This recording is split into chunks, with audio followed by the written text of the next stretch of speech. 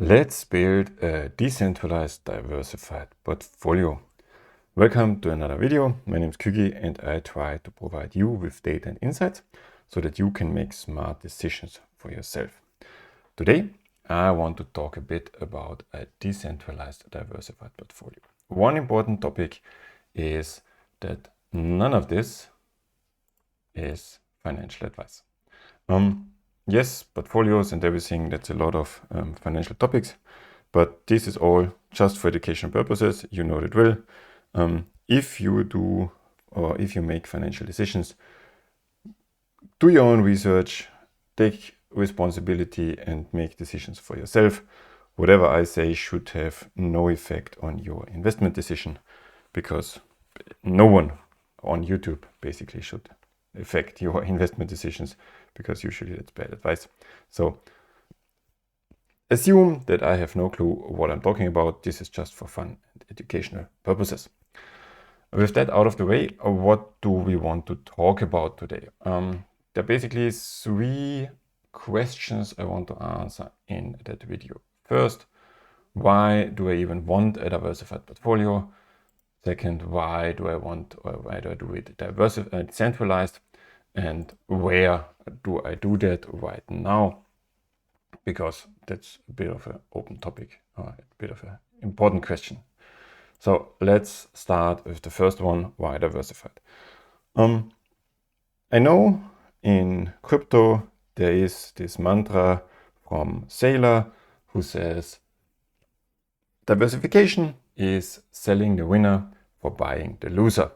And yes, this makes sense if you try to pick the right meme coin to get 100x.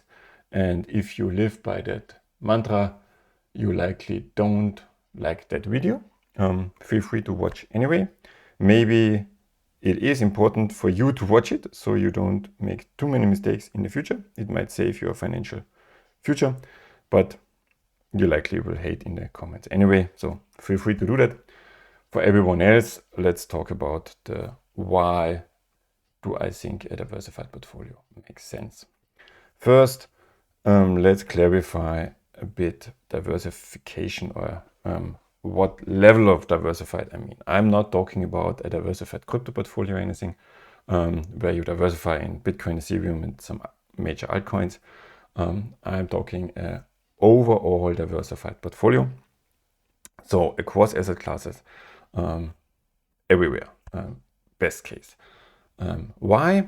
I think that the main mindset shift that you have to do if you want to understand a diversified portfolio, and the reason for it is you not try to be right, you try to be not wrong. What I mean by that, if you bet on one coin, one asset, if you think this meme coin will go 100x in the next week, if you think Bitcoin will go 100x in the next 10 years, you bet on one thing. You try to be right. If you are wrong, you lose. If you are right, you win. That means you bet on something. You assume that you are right on that. A diversified portfolio is the other way. It's on the one hand, it's long term. It's about decades. It's about really not projecting or estimating what happens in the next week, month, year, whatever, but long term. And it's about accepting and appreciating that I have no idea what will happen in the next decade, or in the next 5 years, in the next 2 decades, whatever. I just don't know, and I don't want to be wrong in there. I want to protect my purchasing power. I want to protect my portfolio, no matter what happens. So I don't try to pick a winner. I try to diversify so that I don't miss a winner and that I don't pick a loser, basically. So I don't pick, I accept, I know nothing. I don't know what's right, and I don't know what will win. So I try to not miss it. So not being right, but not being wrong. One important thing that I had to understand when I came across that concept is when you think about not being wrong, means you don't want your portfolio to have all losers within a certain time frame.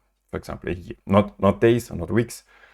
Stuff like that is sometimes there are black swans or anything, but over a bit of a longer time frame, a year, you don't want all your positions in your portfolio to be losers, because that would mean you are wrong. You picked all losers, right? That's pretty clear. That's not a mindset shift. But that also implies that the opposite is true. It's also true. So you don't want all winners, because if every position in your portfolio is green, every position in your portfolio is winning, it means that the current market gives you this way. But there is likely an opposite to the market, where the market goes in the other direction, and then suddenly all your positions would be red. So if your goal is to have a diversified portfolio where you are not wrong, never, then you don't want all your positions to be green. So if all your positions are green, you likely made a wrong choice, because you risk that in another time all your positions will be red. So you want that some parts of your portfolio, some positions, are losers in the short term, over a year or something. Of course, you don't want all your positions to be losers. You want the winners to be bigger than your losers. So your overall portfolio should be in the green on a yearly basis. That's clear. But don't freak out just because a few positions are losing. You want that. You want a few positions to lose, and you want the others to win and win more than you lose. So I think that's the main topic that I had, understanding that, to say yes, not being wrong means not being wrong, completely wrong, means being wrong on some and being right on some, because that's the way it goes. How do I do that? And again, not financial advice. I know it's always a bit annoying, but some people need to hear that. How I did my portfolio allocation here. This is just, and you can ignore the chain stuff here for now. I will go into that later. But this is how I did this sample portfolio now in a, on chain.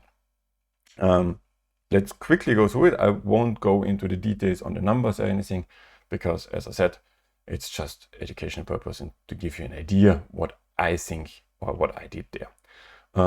First, I tried to put it into three areas, three different baskets, kind of the deflationary basket, the inflationary basket, and the growth basket. Deflationary, where I say, okay, that's stablecoin, so cash, and then bonds. High yield, long term, short term, bonds on different sections. Of course, I try not to pick single things, but have baskets, have indices and everything, all in that level, because diversification is about not picking one, right? But not always possible, but that's the overall idea. So that's the deflationary basket. Then I have the inflationary basket, where I go on commodities, gold and Bitcoin. Yes, this is a bit of an overweight on Bitcoin, but I thought it's an crypto. We are in a crypto world. It's a portfolio on chain. So let's go a bit pro Bitcoin, right? But Bitcoin and then gold and silver, and yeah, that's it there. I would love to have also some real estate in there, but I didn't find a good way to do that yet on chain. So yeah, I stuck to that. And then the growth, I tried to split it worldwide. I would have loved to get an MSCI World or something, but didn't find one. So I took US, S&P 500, the SPY, then developed countries outside US, so IEFA, and then the emerging markets, and trying to get with that a bit of an all all world, both split. SPY is a lot of tech focus, but yeah, not too bad in my opinion. So that's roughly my goal, to get such a portfolio with the baskets. So that's already the tickers that I use, but we will come to that later where I did that. That's the basket that I want to do. Now let's get that away and come to the second one. Why decentralized? Yes, I'm in a lucky situation that I could do such a portfolio without blockchain. I have access to online brokers, I have access to banks, I'm old enough to have an account, and I can do that. I'm in a country where I can do that. And many people argue always that decentralized and blockchain and everything is good for countries where you can't do that, give access to financial markets for people who don't have access to that. And there is a lot of value in that. But it also means that they argue that most of the developed countries don't need a decentralized financial system. And I think that's not true, because there are reasons, and the more I work in DeFi and also in traditional finance in parallel, the more I'm active there, the more I realize the benefits of a DeFi, a real true DeFi world. And from the benefits and everything, I talk about the true DeFi goal. So the goal we have when building DeFi, not the current state. The current state is in a lot of cases not 100% DeFi yet, but it's a good step in the right direction. And what do I mean with full DeFi benefits? First, of course, uncensorable. In theory, on DeFi, if it's really true DeFi, no one can stop you from doing whatever you want to do. No one can take the money away from you. No one can access your funds, freeze your funds, block your funds, or anything.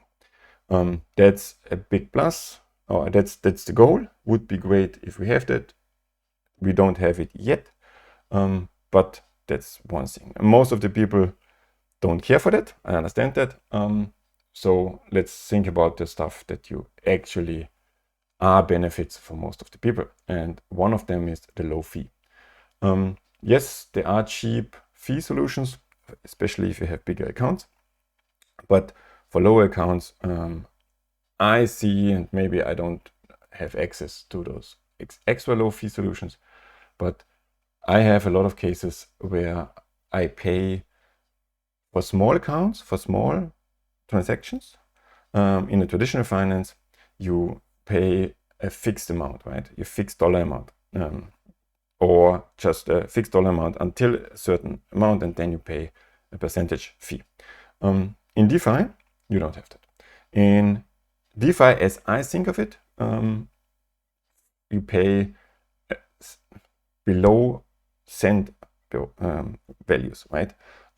For building this portfolio, what I did there, I paid, I think, 1 cent in transaction fees, which is reasonable even if you do a portfolio of $10 or $100. And for the swap, so that's the transaction fees. For the swap itself, it's always the tax fee, 0.3%, sometimes less, if you have a direct pool, or if you have a modern pool, a V3 or something, Uniswap V3 with even lower fees. So that's super small compared to traditional finance. Other thing is ease of use, ease of access. If you ever tried to rebalance a decentralized portfolio on a Saturday afternoon, you know what I'm talking about. On traditional finance, first, most of the exchanges or most of the things you can't even trade on the weekend. So even if you decide, yes, I want to change that, I want to rebalance something, you have to wait for Monday for the order to be cleared. And then it's if you want to move from one asset to another, you first have to put in your sell order of the first asset, wait for that to be cleared, then you can put in the buy order for the second asset. In DeFi, it's a matter of minutes, many chains even a matter of seconds, where you just say move, so swap from this asset, composite swap, to the other asset. Done. Confirmed and final within minutes, mostly seconds. So if you want to rebalance a portfolio like that on DeFi, it's done in a few minutes. If you want to do it in traditional finance, it usually takes a few days, especially if you are on a weekend or if you want to move across exchanges or brokers. For example, try to rebalance from Bitcoin, a Bitcoin position, into an S&P 500. Good luck with that. First, put your Bitcoin on the exchange because self-custody. Put the Bitcoin on the exchange, sell it on the exchange, move the fiat to your bank. Hope that the exchange doesn't block your funds because you have to prove your fund stuff, KYC and money laundering stuff. Then you move your fiat to the bank and hope that your bank doesn't block it for proof of funds or anything. Then move from the bank to the broker and then to the transaction, stock order there, which is, yeah, crazy. But yeah, that's the comparison, why I think decentralized makes sense. And that's mostly not even the main topic that usually comes up with decentralization, that we say is unsensibility, and no one can block you or freeze or anything. So for me, lots of reasons to look into the decentralized way. Maybe one disclaimer, because some people don't get the obvious. Of course, I'm not saying that anyone should put 100% of their portfolio into the decentralized world, into DeFi. It's again about diversification, right? It makes perfect sense to keep a lot of funds in your traditional finance and only tap into that and try that out. It's also that all the protocols we have there and all the possibilities for DeFi on-chain are not 100% DeFi yet, and also they are quite young. So we don't know what's happening there. There could be rug pulls and everything. There could be problems. So be sensible there. Don't risk what you're not willing to lose, and don't go all in without understanding the stuff. Do your own research. Nothing is perfect. So be careful. Just to have that out of the way. Now, we know why we want a diversified portfolio. We know why we want it decentralized. So where do we do it? And I looked around and I only found 2 platforms where I'm doing it right now. Just to be clear, I have no connection with them at all. I'm not affiliate. I don't get paid for that. Nothing. It's just that I found them and I think that they work. I will find out in the next weeks, months, years, if they really work as they say. That's why I'm doing that with a test portfolio now. But yeah, if you find any other platform or protocol where we can do decentralized portfolios, best way fully decentralized, then please let me know in the comments. What's important for me is that I don't have to do KYC. I don't have to do any of the traditional finance shit, but can do it in a decentralized way, trade the tokens on a DEX and just do it my way and not have to go on their platform and do it there. There is another protocol where on Base, I think, I forgot how it's called, but where you theoretically have also decentralized stocks, but not 100% decentralized. It's on-chain, but backed, so it's CDeFi, same as Ondo and backed finance, but they are not available on any DEX. At least I didn't find it. So it sounded like you only can do it on their app, and there you have to do KYC and everything and put yourself on a waiting list. So that's all stuff. So I didn't use or check them. One important things to note. It's not 100% real DeFi yet, because they are, on one hand, they have upgradable contracts and their tokens, so they can change stuff. I mean, they are always multi signature and everything, multi signs, but yeah, you have to trust it. You always have to. There is a level of trust that you need to trust them to not mess up. Also, their contracts, the token contracts, include a way to freeze funds, to block addresses and everything, because they have to do that for legal reasons, because they are CDFI. They are not just putting out a protocol and that's it. They provide the backing. They provide, so whenever you buy a decentralized token there and create it, any new token is created, so not when you buy it, but when a new token is minted, they buy the real asset and put it into custody on their side. So it's fully backed. There is, in theory, no way it can debug, but that gives them a lot of regulatory headache, why they have to do all that stuff. So it's not 100% DeFi. But it's tradable on chain. It's web tokens on chain, which is already a big step.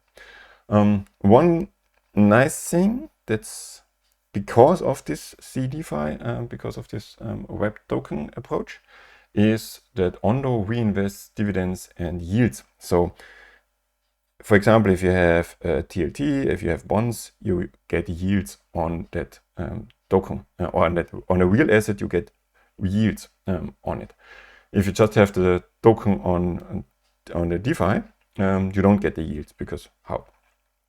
They do it in a liquid staking approach. So they buy the real TLT, for example, and whenever they get yield from it, they reinvest that into the token. So I think right now one TLT on Ondo is already worth 1.02 real TLT. So your token gets worth more because of the reinvestments of the stuff. Also, when I did that, when I opened the portfolio, all of the tokens went a slight premium, but close enough to the peg that I say it's fine, because yeah, a slight deviation on the DEX is always there, because that's how it works. But yeah, as long as it doesn't debug too much, I think it's fine. So that's the two platforms I use. As I said, if you know something else, please let me know. With that, quickly look back at the portfolio allocation, because here you see what I used. And also, why did I use both and not just one? Because this makes the thing more complicated. Yes, I had to split funds across Solana and Binance Smart Chain, because the Ondo is on Smart Chain backed finance, so the XDocs are on Solana. But this whole project for me is not about building the portfolio and having a big decentralized portfolio, but it's about trying out the platforms to then know which one to use for the real portfolio. That's why I used both, and I tried to split up. I think I could have done it all on Ondo, but on purpose I tried to split up between both, so that I have roughly a 50-50 split, so that I can test out both platforms. And yeah, you see here, because there are not that many, so XDocs, the backed finance, is a bit smaller, well, definitely smaller than Ondo. So I used Bitcoin also on Solana and USDC also on Solana, because you don't need a platform for those two. So to have it on Solana, to have a roughly 50-50 split on both chains. And yeah, that's the portfolio. Maybe one last word about the size, because just because I have a portfolio doesn't mean I'm rich. This portfolio I did that with $100, and that again plays into the why decentralized. Because if I would try such a portfolio with a one-time, not a continuous buy schedule or anything, just one-time investment, trying out a $100 portfolio. If I do that on a traditional poker as I have access to, I would have likely paid half. With trying to get that many positions, I'd likely paid half of the portfolio value in fees already, which is crazy, because then it loses all the value of trying it, right? Getting experiences there. And before anyone now says, why do you even do it with $100? No one with money would do that. You should only do portfolios with bigger funds. Bullshit. Let's just think about young people. For example, if my niece wants to get first experiences in portfolio management, finance, and everything, there are two things that's already bad in the traditional finance. First, she's too young to even get a brokerage account. So even if she wants to, she can't get a brokerage account and she can't make her first experiences because traditional finance says, you're too young, we are not allowed. You're not allowed, which is bullshit because we want young people to get experience, to understand the system. At least I want young people to understand the system and get experiences so they can make smart decisions in the future. Second thing is, she definitely doesn't have $1,000 or more to invest.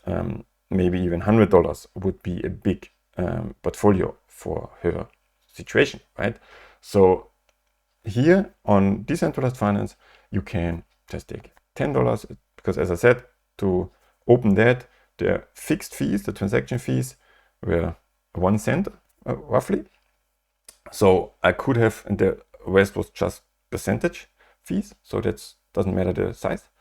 So I could have done this portfolio with $10 and wouldn't have made a difference in how I can get first experiences, think about my portfolio allocation, see how the portfolio grows or fails over time, which gives people already a big benefit on understanding financial systems, the financial world, and everything. So for me, this is a big benefit of decentralized because everyone can try out, get their feet wet, get first experiences with financial systems, with the financial market, and understand better how our system works, and therefore make smart decisions once they start to earn real money. So I think that's it. That's my start of the decentralized diversified portfolio project. As I said, if you have anything, if you have any recommendations or anything, other platforms, or if you think my portfolio is bullshit and I should do something else, please comment. If there are valuable comments about the allocation or anything, I may adapt the portfolio. If you have good suggestions on other platforms, I may add them to the portfolio and try them out too. If not, I will just keep this portfolio running and update you to see how it goes, if there are any learnings from that. So with that, make smart decisions and see you in the next video.